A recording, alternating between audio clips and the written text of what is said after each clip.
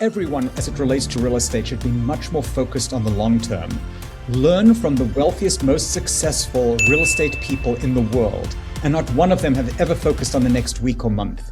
They think years and years ahead. So when I read some headlines that say, this market's going to drop 15% over the next 24 months from the price that people paid last week, why would they care? They're not selling. They're staying in their home for at least 8 to 14 years, 14 years on average. Why would they care what happens over the next 2 months, 6 months, 12 months, 36 months, 5 years? It almost doesn't matter.